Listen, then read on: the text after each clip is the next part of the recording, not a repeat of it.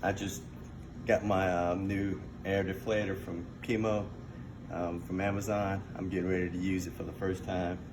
My tire needs 35 pressures of air, and I already have it set, which is great, for 35.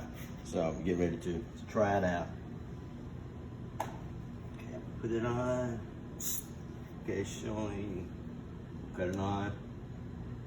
I have 30 pounds of air, and I have it set for 35. So let's see. That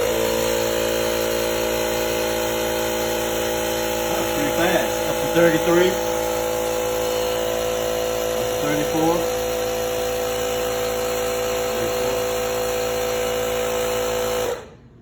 34. Hey, it stopped it at 35. Okay, that was fast.